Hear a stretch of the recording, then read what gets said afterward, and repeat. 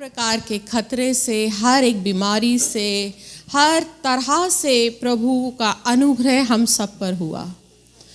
ये जो समय है, इस चीज़ का समय है कि हम बीते साल के लिए प्रभु का धन्यवाद करें कि प्रभु बीते साल जो जो आशीषें आपने दी हैं, और कुछ ही घंटे बाद, कुछ घंटे रह गए हैं जब नया साल आ जाएगा और सभी लोग नए साल की तैयारी कर रहे हैं।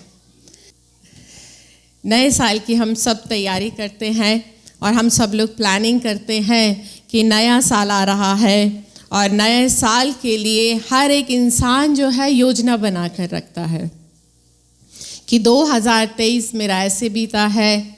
अब उम्मीद करते हैं कि प्रभु 2023 में मेरे ये काम पूरे हो जाएं, मेरी ये प्रार्थना प्रभु सुन ले। परमेश्वर आप 2024 में आप मेरा मकान बनवा देना, प्रभु मेरे बच्चों की शादी करा देना, 2024 में मेरा ये काम हो जाए। होता है या नहीं होता है ना?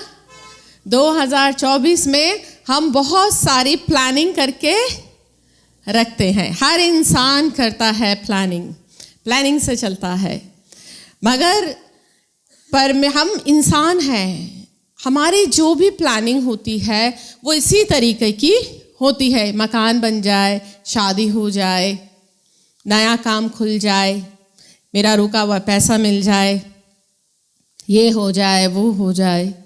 हम इस तरीके की प्लानिंग करके चलते हैं।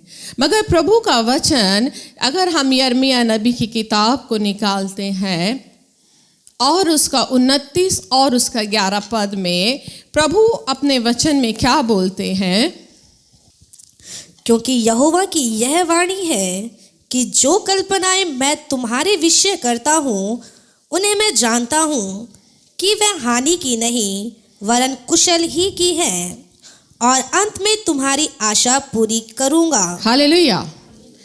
प्रभु का वचन यिर्मयाह उसका 29 और उसका 11 पद बोलता है कि जो कल्पनाएं मैं तुम्हारे विषय में करता हूँ।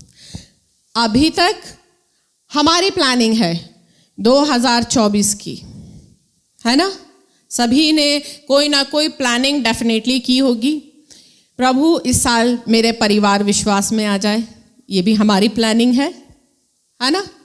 प्रभु मेरे बच्चों की शादी हो जाए, ये भी हमारी प्लानिंग है। प्रभु मैं आपकी सेवा में इस्तेमाल होना चाहता हूँ, ये भी हमारी प्लानिंग है या नहीं? ये सब किसकी प्लानिंग है? हमारी प्लानिंग है। मगर प्रभु का वचन क्या कहता है? जो कल्पनाएं मैं तुम्हारे विषय में करता हूं। यानी प्रभु का वचन ये बता रहा है कि परमेश्वर हमारे विषय में कल्पनाएं करता है। क्या करता है? कल्पनाएं। कल्पना समझते हो आप? कल्पना किसे कहते हैं? कल्पना का मतलब होता है इमेजिनेशन, या हिंदी में बोलो तो ख्वाबी पुलाव। हम बनाते हैं, हम नहीं बनाते? सब करते हैं ना। अब आप मकान बना रहे हो तो ये कल्पना ही तो है, बना तो नहीं है, प्लानिंग ही तो कर रहे हो कि भाई मुझे मकान बनाना है। शादी की भी आप कल्पना ही तो कर रहे हो। एक अच्छा लड़का मिल जाएगा, अच्छी लड़की मिल जाएगी, ऐसे शादी करेंगे, इसको बुलाएंगे, ये क्या है? कल्पना ही तो है। हम जो कल्पना कर रहे हैं, मगर प्रभु का वचन कह रहा है जो कल्पना मैं तुम्हारे विषय में करता हूं उन्हें मैं जानता हूं। मैं क्यों? क्योंकि वो हानि की नहीं है। हम जो प्लानिंग करते हैं, हम जो कल्पनाएं करते हैं, उससे तो क्या होता है? हानि होती है। हानि ये होती है कि जब वो पूरी नहीं होती तो निराशा होती है। मगर जब परमेश्वर हमारे विषय में कल्पना करते हैं तो वो हानि की नहीं है, वो कुशल की ही है। मगर हम अपने विषय में प्लानिंग करते हैं। याकूब की किताब कहती है कि तुम आज और कल के विषय में सोचते हो कि हम इस नगर में जाएंगे, उस नगर में जाएंगे, 1 वर्ष वहां बिताएंगे और हम काम करेंगे। मगर वो कह रहा है तुम सोच लो तुम्हारा जीवन है क्या? भाप ही तो है। मनुष्य का जीवन क्या है? भाप के समान। भाप समझते हो? जब पानी उबलता है तो उसमें से, और वो थोड़ी ऊंचाई तक जाती है और फिर उसके बाद वो हवा दिखाई नहीं देती। ऐसे ही मनुष्य थोड़े समय तक तो दिखाई देता और फिर वो भी हवा में उड़ जाता, दिखाई नहीं देता। थोड़े ही समय का है ये जीवन। वचन क्या कह रहा है? तुम्हारी कल्पनाएं जितनी भी तुम करते हो, सारी पृथ्वी है या नहीं? क्योंकि हम संसारिक हैं, हम विश्वासी होकर भी संसारिक है, और हमारी योजनाएं भी क्या होती हैं? सारी संसारिक होती है। हमारी संसारिक प्लानिंग होती है। चाहे हम भले ही हम ये सोच रहे हो प्रभु हम सेवा करेंगे, आपकी नजर में ये तुम्हें आत्मिक है, बट ये आत्मिक नहीं है, ये आपकी योजना है। सेवा करना भी ये आपकी योजना है कि आप प्रभु की सेवा करोगे। परमेश्वर की प्लानिंग में ये नहीं हो सकता कि आप सेवा करो। प्रभु ने क्या कहा है? जो कल्पनाएं मैं तुम्हारे विषय में करता हूं उन्हें मैं जानता हूं, वो हानि की नहीं है। तुम ये सोच रहे होगे आने वाले 24 में प्रभु हम ऐसे बेनी हिन की तरह इस्तेमाल होंगे, कैथरीन कुलमन बन जाएंगे, 40 दिन के उपवास रखेंगे। आपकी तो प्लानिंग ऐसी है, मगर प्रभु की प्लानिंग होगी कि बेटा तू मेरे साथ दीन हो, मेरे साथ एक रिलेशन बना, सेवा छोड़ दे। क्योंकि परमेश्वर ने हमें सेवा करने के लिए नहीं बुलाया। आप अपने दिमाग से ही भुला देना। परमेश्वर ने जब इंसान को बनाया था, आदम और हव्वा को इसलिए बनाया था कि वो मेरे साथ संगति करे। प्रभु ने इंसान को किस लिए बनाया? संगति करने के लिए, सेवा करने के लिए नहीं। सेवा बाद में है, पहला है परमेश्वर के साथ हमारा रिलेशनशिप। हमारी सारी योजनाएं जो होती हैं वो हमारी होती हैं। प्रभु कह रहे हैं उन बातों को मैं जानता हूं जो मैं तुम्हारे लिए करता हूं, क्योंकि तुम पृथ्वी के हो, पृथ्वी की बातें सोचते हो। तुम्हारी गति मेरी गति में आसमान और जमीन का अंतर है। मैं स्वर्ग का हूं, सो मेरी सारी मेरी जितनी भी बातें कहां की होगी? हम पृथ्वी के हैं, हमारी जितनी प्लानिंग होगी वो कहां की होगी? पृथ्वी की होगी। हम जितनी भी योजना बनाते हैं वो पृथ्वी की बनाते हैं। यशायाह 55 उसका 8-9 में परमेश्वर ने कहा है तुम्हारे विचार मेरे विचार में आसमान और जमीन का अंतर है। आज हम जहां पर भी प्लानिंग कर रहे हैं वो तमाम इस संसार के लिए कर रहे हैं, इस संसार के लिए हो रही है, हमारे लिए हो रही है। कहीं ना कहीं उन बातों में हम छुपे हुए होते हैं। क्या होता है? हमारा लाभ, हमारा फायदा छुपा होता है। मगर प्रभु ने कहा है ना कि जो कल्पनाएं मैं तुम्हारे लिए करता हूं। अब प्रभु क्या कल्पना कर रहे हैं 2024 में अपनी कलीसिया के लिए? परमेश्वर की क्या कल्पना है? यशायाह 43 उसका 18-19 में क्या लिखा है जो प्रभु अपनी कलीसिया से चाहते हैं? कल्पना जो परमेश्वर ने हमारे लिए रखी हुई है। 43 का 18-19। अब बीती हुई घटनाओं का स्मरण मत करो, ना प्राचीन काल की बातों पर मन लगाओ। देखो मैं एक नई बात करता हूँ, वह अभी प्रकट होगी, क्या तुम उससे अनजान रहोगे? हाँ जी, हालेलुया। परमेश्वर ने हमारे लिए क्या योजना करी हुई है 2024 में? हम सब के लिए प्रभु क्या चाहते हैं? प्रभु क्या कह रहे हैं? अब बीती हुई घटनाओं का स्मरण कुछ ही घंटे में प्रभु कह रहे हैं तुम 2023 से 2024 में चले जाओगे, एक नए साल में प्रवेश कर लोगे। और उस नए साल में जब मैं तुम्हें लेकर जा रहा हूं, जब मैं तुम्हें मिस्र से कनान की ओर लेकर जा रहा हूं, तब परमेश्वर ने मिस्रियों को कहा था कि जब इजरायलियों को परमेश्वर मिस्र से कनान की ओर लेकर गया था, तब प्रभु ने उनसे कहा था कि वहां का जीवन, वहां की सोच, सब कुछ छोड़ देना और अब तुम कनान में नए बन जाना। 23 से 24 में प्रभु लेकर जा रहे हैं। ये परमेश्वर का अनुग्रह है हम सब पर।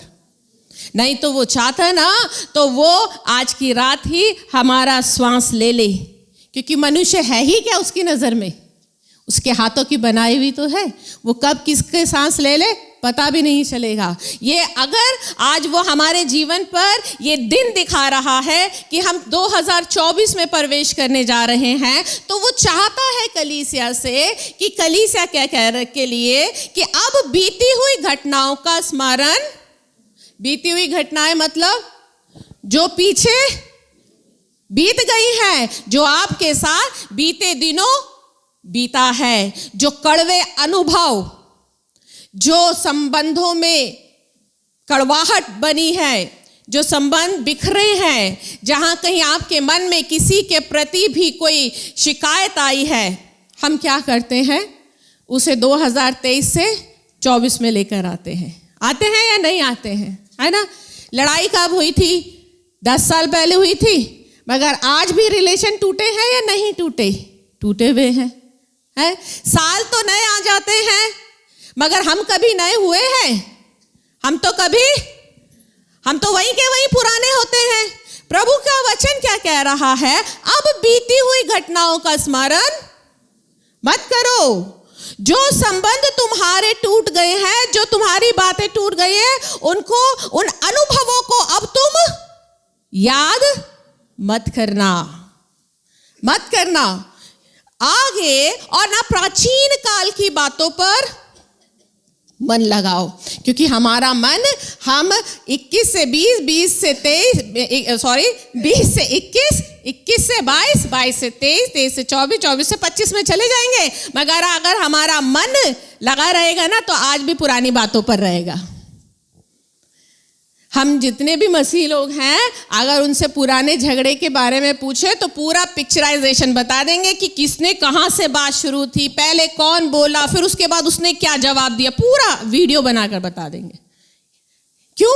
क्योंकि हमारे मन में उन बातों को याद कर करके हमने उसे इतना गाढ़ा कर लिया है कि हम भूलते ही नहीं, इसलिए तो हमें याद रहती है सारी की सारी बातें। होता है या नहीं, है ना? चाहे 10 साल पुरानी बात भी होगी, एग्जैक्ट पॉइंट टू पॉइंट लड़ाई सबको याद रहती है। मन मुटाव किस बात पे हुआ था सबको याद रहता है, क्योंकि हम भूलते नहीं। एक लकीर को आप डेली करके अगर उसे गाढ़ा करोगे तो क्या होता है, वो एक समय पर आके वो बहुत गहरी हो जाती है। ऐसे ही हम जब डेली बातों पर मन लगाते हैं ना, मन मुटाव की बातों पर, संसारिक बातों पर, तो वो गहरी होती रहती हैं। मगर प्रभु का वचन क्या कह रहा है? 2024 में अब बीती हुई घटनाओं का स्मरण मैं तुम्हें 23 से 24 में लेकर जा रहा हूं। सो जो तुम्हारे साथ 23 में बीता है, जो तुम्हारे साथ 22 में बीता है, उसका अब तुम 24 में स्मरण मत करना, क्योंकि नया दाखरस नई मशकों में भरते हैं। अगर पुरानी मशक में भरोगे तो क्या होगा? फट जाएगी। अभी नया साल है, ये नई आशीषें लेकर आ रहा है, इसके लिए तुम्हें क्या बनना पड़ेगा? नई मशक बनना पड़ेगा। अगर हम नए नहीं बनेंगे, हम सिर्फ नए साल को सेलिब्रेट कर लेते हैं हर बार, और हम वैसे के वैसे ही पुराने रहते हैं, वही पुरानी कुड़कुड़ाहट, वही शिकायत, वही नाराजगी, गुस्सा हमारे अंदर भरा रहता है। अब आप बताओ, क्या डेट बदलने से कुछ नया हो जाता है? बल्कि ये तो उल्टा हो रहा है। अगर आप देखो, हम जैसे जैसे साल दर साल हम आगे बढ़ रहे ना, उतना ही हम प्रभु यीशु मसीह के आगमन के करीब आ रहे हैं। जब पेपर देने जाते हैं और जब पेपर में लास्ट का टाइम रह जाता है, तो टीचर उल्टी काउंटिंग करती है। पेपर लेने से पहले, शीट लेने से पहले 10, 9, 8, 7, है ना, उल्टी ऑपोजिट काउंटिंग शुरू हो जाती है। वो समझ जाते हैं कि अब 1 आते ही मेरे हाथ से पेपर ले लिया जाएगा। अब ये जो है ना, ये उल्टी काउंटिंग शुरू हो चुकी है। 24, इसके बाद 25 भी आएगा, 26 भी आएगा, और जैसे जैसे हम साल दर साल बढ़ रहे हैं, उतना ही हम प्रभु यीशु मसीह के आगमन के करीब जा रहे हैं, उतना ही प्रभु यीशु मसीह का आगमन हमारे करीब आ रहा है। और हम क्या कर रहे हैं? पुरानी ही बातों को, पुरानी ही आचरण को, जीवन को लेकर हम हर नए साल में जीते हैं। हम बदल के नहीं दे रहे हैं। वचन में लिखा है कि परमेश्वर वचन में कि हम अंश अंश करके मसीह के रूप में बदलते हैं। कैसे बदलते हैं?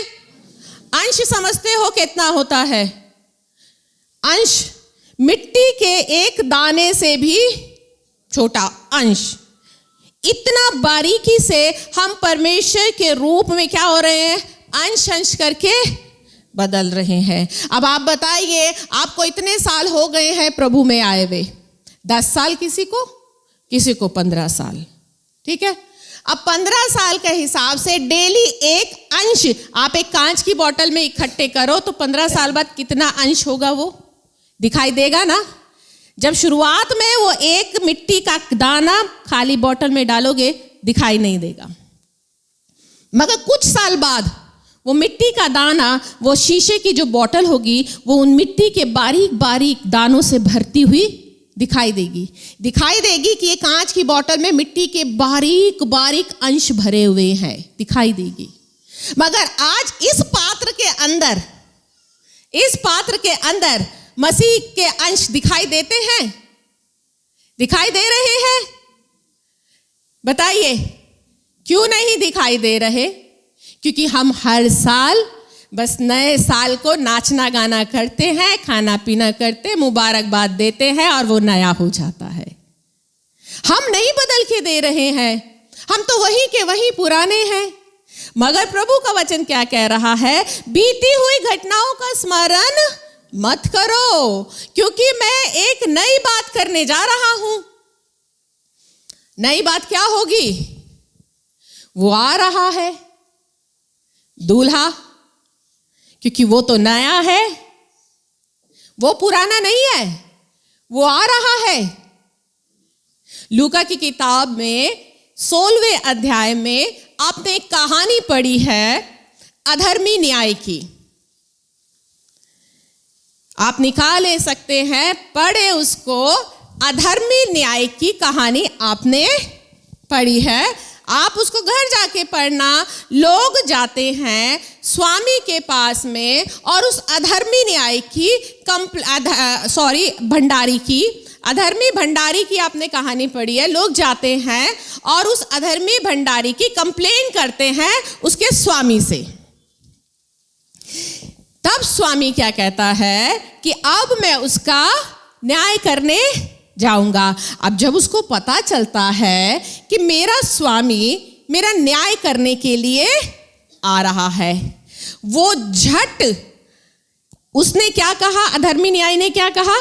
पढ़ना जरा। तब भंडारी सोचने लगा, अब मैं क्या आप करूं? सोचो भंडारी क्या सोच रहा है। सुनो आप, क्या सोचता है वो? क्योंकि मेरा स्वामी अब भंडारी का काम मुझसे छीन रहा है। मिट्टी तो मुझसे खोदी नहीं जाती और भीख मांगने में मुझे लज्जा आती है। मैं समझ गया कि क्या करूंगा, ताकि जब मैं भंडारी के काम से छुड़ाया जाऊं तो लोग मुझे अपने घरों में ले लें। हाँ जी, अब वो क्या कह रहा है? वो भंडारी क्या सोच रहा है? मिट्टी तो मुझसे खोदी नहीं जाती, अब भीख मांगने में मुझे शर्म आएगी। भाई इतने साल से मैंने भंडारीपन का काम किया है, लोगों को ब्याज पे दिया है, ब्याज पे लिया है उनसे, अब मैं क्या करूं? क्योंकि उसने सारी उम्र अधर्म के काम किए। अब जब उसने अधर्म के काम किए होंगे तो स्वाभाविक है उसके संबंध लोगों के साथ बिगड़े होंगे, है ना। क्योंकि उसने, वो वचन है, पहले ही उसकी कंप्लेंट जा रही है, लोग उससे परेशान हैं, उसकी कंप्लेंट कर रहे हैं, लोग उससे परेशान हैं, उसके संबंध लोगों के साथ बिगड़े हुए हैं। तो वो क्या कह रहा है? अब मैंने सोच लिया कि मैं क्या करूं ताकि जब भंडारीपन मुझसे ले लिया जाए तो लोग मुझे अपने घरों में ले लें। हाँ, अब मैं क्या करूं अपने रिलेशन सही करने के लिए। अब उसने क्या सोचा? अब मुझ समय आ गया है कि न्याय होने जा रहा है, तो मैं मुझे चाहिए कि मैं अपने रिलेशन जो मैंने लोगों के साथ खराब कर लिए हैं, अब मैं अपने रिलेशन सही करता हूं, ताकि जब मेरा स्वामी आएगा, मुझसे भंडारीपन ले लेगा, मुझे नौकरी से हटा लेगा, तो मेरे रिलेशन होंगे उन लोग, तो लोग मुझे अपने घरों में ले लेंगे। तब वो फटाफट लोगों को बुलाता है, वो पूछता है कि तेरा मेरे स्वामी का कितना आता है, वो कहता है 100 मन तेल, उसको कहता है इसे 80 लिख ले। दूसरे को बुलाता है, वो कितना आता है, वो 100 मन गेहूं, वो कहता है उसको 70 लिख ले। फटाफट अपने रिलेशनशिप को सही करता है। और जब स्वामी आता है तो वहां पर लिखा है, तब स्वामी ने क्या कहा? तब स्वामी ने उस अधर्मी को सराहा कि उसने चतुराई से काम किया है। हाँ, अब सोचो, भंडारी तो अधर्मी था, उसकी तो उल्टी कंप्लेंट गई थी, और जब स्वामी न्याय करने के लिए आया तो न्याय के बदले में चाहिए था कि स्वामी न्याय करता। न्याय के बदले स्वामी ने उस अधर्मी भंडारी को सराहा। क्यों सराहा? पता है क्यों? उसने स्मार्टनेस दिखाई। और वो स्मार्टनेस क्या थी?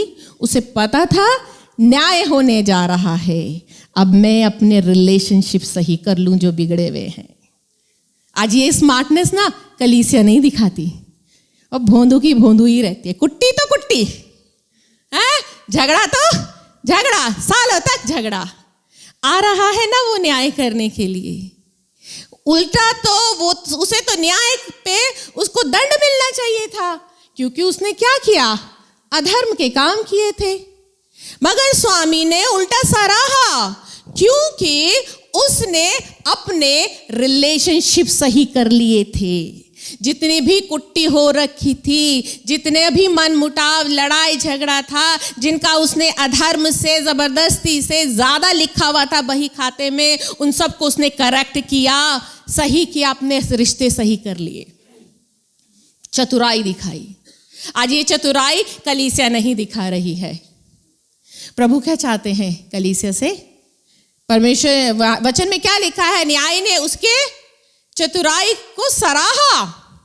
अगर ये चतुराई आज कलीसिया भी कर लेगी ना, तो परमेश्वर हमें सराहेगा। हालेलुया। आगे क्या लिखा है? क्योंकि इस संसार के लोग अपने समय के लोगों के साथ रीति व्यवहारों में ज्योति के लोगों से अधिक चतुर हैं। इस संसार के लोग ये नहीं है, संसार के लोग वो हैं जिन्हें परमेश्वर ने बुलाया नहीं है।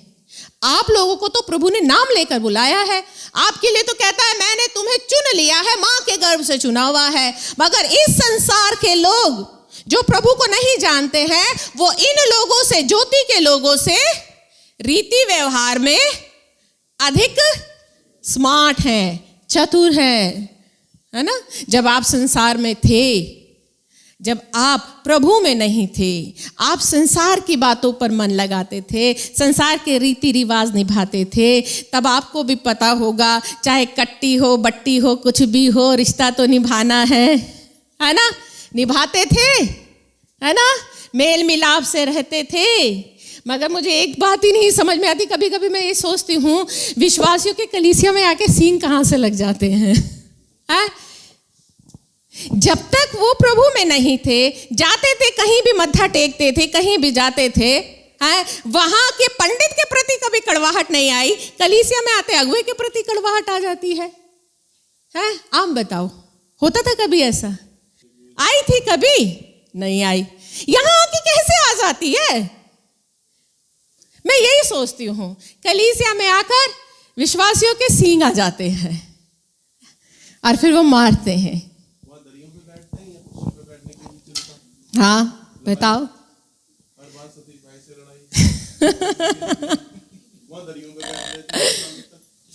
क्या लिखा है? इस संसार के लोग रीति व्यवहार में ज्योति के लोगों से अधिक चतुर है। ज्योति के लोगों के पास में वचन है, वो जानते हैं कि उन्हें ये भी पता है कि न्याय का समय आ रहा है, उन्हें ये भी पता है कि हम अपने आप को, अगर आज अपने आप को हमने नहीं सुधारा तो हम हमारा जो न्याय है कठोरता के साथ होगा। वचन में लिखा है एक अनंत आग में डाल दिया जाएगा जहां अंधकार है, रोना है, दांत पीसना है। मगर हम हर साल को सेलिब्रेट करते हैं और हम वही के वही पुरानी मश्क बने रहते हैं। नया दाखरस वो हर साल, वचन कहता है उसकी करुणा प्रति भोर नई होती है, वो हर सुबह हमें नई देता है। मगर हम कभी भी नए नहीं होते। प्रभु क्या चाहता है कि हमें क्या बनाना चाहता है? नया बनाना चाहता है। भजन संहिता की किताब उसका 90, अगर आप निकाले चैप्टर 90 भजन संहिता, यहां पर आप देखो चैप्टर 90 और उसका 4 वर्ष को पढ़ो। क्या लिखा है? क्योंकि 1000 वर्ष तेरी दृष्टि में ऐसे हैं जैसा कल का दिन जो बीत गया, या जैसे रात का एक पहर। क्या लिखा है? क्योंकि 1000 वर्ष तेरी दृष्टि में ऐसे हैं जैसे एक दिन के बराबर। अब जब हम मैथ में थे तो मैथ में हम मैथ में क्वेश्चन होते थे कि अगर ये चीज 1000 रुपए की इतनी आई है तो इसका एक का वैल्यू कितनी होगी, है ना? तो सोचो परमेश्वर की नजर में अगर 1000 साल एक दिन के बराबर है, 1000 साल एक दिन के बराबर है, तो एक साल कितने मिनट के बराबर होगा? कितने सेकंड के बराबर होगा? सवाल भी तो है ये, है ना? अगर 1000 साल एक दिन के बराबर है तो एक साल कितने समय के बराबर होगा? कुछ पल के बराबर, कुछ पल के बराबर। चैप्टर वर्स 9 क्या कहता है इसका? क्योंकि हमारे सब दिन तेरे क्रोध में बीत जाते हैं, हम अपने वर्ष शब्द के समान बिताते हैं। हाँ, क्योंकि हमारे सारे दिन, हमारे 365 दिन, हमारे 365 दिन कैसे बीत रहे हैं? परमेश्वर को क्रोध दिलाने में बीत रहे हैं। हमारे 365 के 65 दिन, और हम अपने वर्ष कैसे बिता रहे हैं? शब्द की नाई। ये जो मुंह से शब्द निकलता है ना, इसकी नाई, ये कितनी स्पीड से निकलता है? 1 सेकंड में एक शब्द खत्म है। जैसे वचन बोल रहा है, जैसे हमारे मुंह से शब्द इतनी स्पीडली निकलता है और वो बेकार हो जाता है, निकल जाता है, वापस नहीं आता है वो शब्द।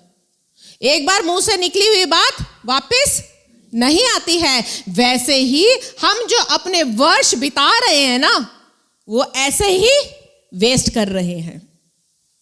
बस प्लानिंग करके कर रहे हैं। बस हमारा 24 में ये हो जाए, शादी हो जाए, बच्चा हो जाए, मकान बन जाए, नौकरी लग जाए, ये प्लानिंग में हमारे वर्ष बीत रहे हैं। और वचन कह रहा है हमारे सारे दिन तो तुझे क्रोध दिलाने में बीत जाते हैं।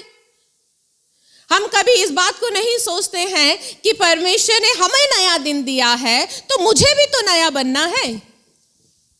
वो कह रहा है मैं सब कुछ नया कर रहा हूं, और पुरानी बातों का स्मरण मत करना और उन पर अपना मन भी मत लगाना, क्योंकि मैं अब एक नई बात करने पर हूं। आने वाले 2024 में आप बहुत सी चीजों को, अगर आप परमेश्वर के वचन पर मन लगाएंगे, अगर आप अपना संबंध परमेश्वर के साथ करेंगे, तब आप परमेश्वर की उन नई बातों को अपने जीवन में होता हुआ देखेंगे। मात्र वो लोग जो वास्तव में वचन पर चलने वाले हैं, जिनका मन वास्तव में परमेश्वर के साथ जुड़ा हुआ है, वो अपने जीवन में बहुत सी बातों को नया होता हुआ देख लेंगे। मगर जो लोग मात्र मसीह जीवन जीकर सिर्फ एक फायदा उठा रहे हैं, उनका जीवन जैसा 22 में था, जैसा 23 में था, वो अपना जीवन 24 में भी वैसे ही देखेंगे। प्रभु हमें कब नया करता है? क्योंकि उसने मत्ती में बोल दिया है, नया दाखरस पुरानी मशकों में नहीं आता। वो नया दिन दे रहा है आपको, नया वर्ष दे रहा है, नए महीने दे रहा है। उसके लिए जरूरी है कि कलीसिया भी अपने आप को नया बना ले। उसके लिए जरूरी है कि हम उन बातों पर से अपना मन हटा लें। पौलुस फिलिपियों की किताब और उसका 2 अध्याय में क्या कहता है? आप निकालें फिलिपियो 3 अध्याय और उसका 7 पद।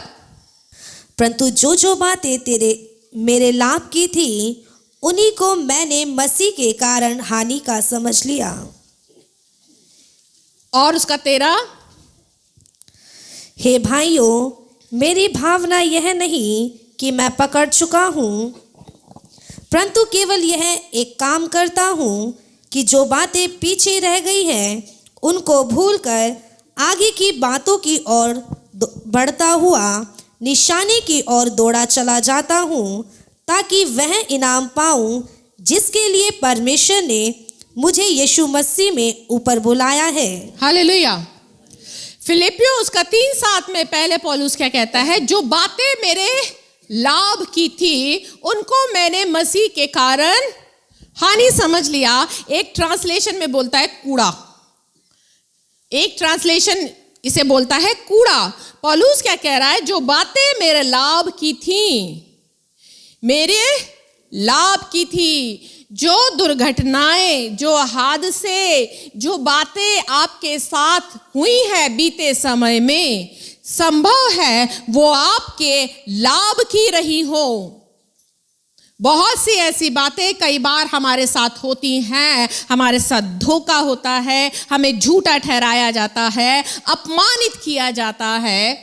हाँ, वो बातें जो मेरे लाभ की थी उनको मैंने कूड़ा समझ लिया, कूड़ा समझ लिया। मगर हम मसीह लोग क्या करते हैं? इस कूड़े को संभाल कर रखते हैं।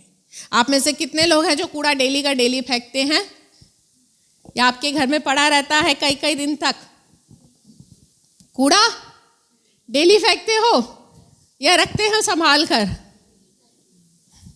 मगर ये वाला कूड़ा तो संभाला हुआ है ना हमने। जो बातें मेरे लाभ की थी उनको मैंने कूड़ा समझ लिया। 13 पद क्या कहता है? मेरी ये भावना नहीं है कि मैं पकड़ चुका हूं, परंतु केवल ये काम करता हूं जो बातें पीछे रह गई हैं। 20, 22, 23 में जो रह गई है उनको भूल कर मैं क्या करता हूं?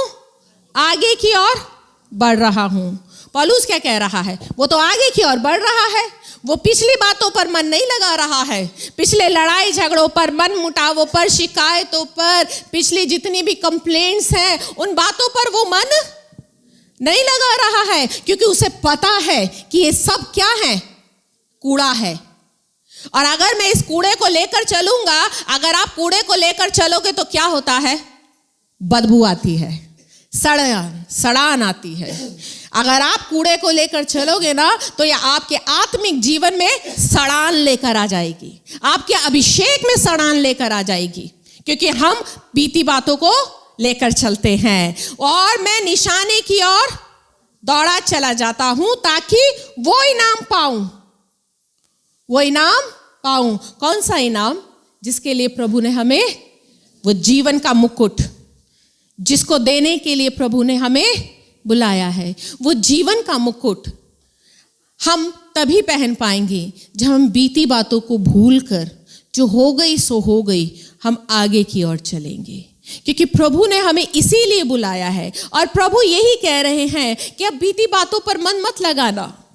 कुछ घंटे रह गए हैं, 9 घंटे रह गए हैं, अब मैं नया साल देने जा रहा हूं।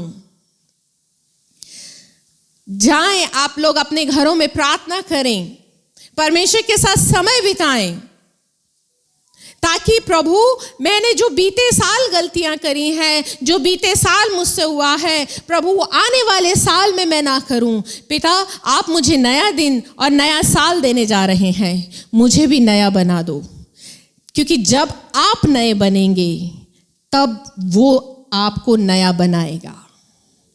जब तक आप नए नहीं बनेंगे, वो नई बातें आपके जीवन में होने से रुकी रहेंगी। प्रभु का आगमन बहुत नजदीक आ चुका है। अब वो समय है उस अधर्मी न्याय के समान आप स्मार्ट बन जाएं। जितने भी बीती बातें हो चुकी है ना, उन्हें छोड़ो, उन पर मिट्टी डालकर उन पर आगे चलो। वो कूड़े को आप 24 में मत लेकर जाओ। अगर आप कूड़े को 24 में लेकर जाओगे, वो आपके आत्मिक जीवन को खराब कर देगा। और वो आपको बढ़ने नहीं देगा। आप परमेश्वर की आशीषों का स्वाद नहीं चख पाएंगे जो प्रभु आपको देना चाहता है। वो दूल्हा आ रहा है। उस दुल्हन को ऐसी दुल्हन नहीं चाहिए जो कूड़े से लिपटी पिपटी हो। दुल्हन के पास से तो महक आती है, खुशबू आती है ना। रानी एस्तर को 6 महीने तक परफ्यूम से उसे नहलाया था, मालिश की थी ताकि उसके रोम से खुशबू आए। 6 महीने लगातार परफ्यूम से मसाज होना, नहलाना, 6 महीने। यहाँ तो परफ्यूम आर्टिफिशियल यूज करते हैं, वो भी थोड़े घंटे की आती है। आप सोचो, परमेश्वर की दुल्हन महकनी चाहिए, खुशबू आनी चाहिए, ना कि उस कूड़े से लथपथ हो जो बीती बातों पर हम मन लगाते हैं। इसीलिए आप प्रभु को धन्यवाद करें कि प्रभु तू मुझे नया बना दे। हम अपनी योग्यता से नया नहीं बन सकते हैं। जब प्रभु का हाथ आप पर आएगा, वो आपको नया बनाएगा। आप अपने आप को समर्पित करें उसके आगे ईमानदार बन जाएं। जब तक आप ईमानदारी से इस प्रार्थना को नहीं करेंगे ना, कुछ भी नहीं होने वाला। वो जो अंश करके मसीह के रूप में बदलना है, वो अंश ऐसे ही रहेगा। एक दिन भी वो अंश दिखाई नहीं देगा। ईमानदार बने प्रभु के साथ में। प्रभु आप सब लोगों को आशीष दे और आने वाला साल आप सभी के लिए आशीषित हो। आइए हम सब लोग प्रार्थना करें। स्वर्गीय प्यारे परमेश्वर, प्यारे प्रभु जी, हम बहुत ही धन्यवाद के साथ पिता आज इस वचन को लेकर आपके पास में आए हैं। हम आपको धन्यवाद करते हैं पिता, बीते वर्ष के लिए 2023 पर पिता आपका अनुग्रह हम पर हुआ। आपने हमें संभाला, आपने हमें आशीष दी। हर पल पिता, हर खौफ खतरे से, हर एक बात से आपने हमें संभाला है मेरे पिता। यह आपका अनुग्रह था। और आज प्रभु आपका अनुग्रह फिर हम पर हुआ है कि हम आने वाले 2024 में प्रवेश करने जा रहे हैं। होने दीजिए मेरे पिता कि 2024 पिता हमारे लिए, तमाम कलीसिया, तमाम भाई बहनों के लिए आशीषित साल हो। ये नया बन जाए मेरे पिता। हम सबको आप नई मश्क बना दीजिए ताकि जब नया दाखरस आए पिता तो वो व्यर्थ ना हो, हम नए बन जाए। जो बातें पिता बीते वर्ष हुई हैं, बीते साल हुई है, उन सब बातों को भूल कर पिता हम भी पौलुस के समान आगे की ओर बढ़ना चाहते हैं। होने दीजिए मेरे प्रभु जी। आपने हमें जिस बात के लिए बुलाया है, हम उस इनाम को प्राप्त करना चाहते हैं। आप इस कलीसिया पर अपना अनुग्रह करें, तमाम भाई बहनों को छू लें और इस वचन के द्वारा आप आशीषित करें। मसीह यीशु के पवित्र सामर्थ्य नाम में आमीन और फिर आमीन। सबको जय मसीह की।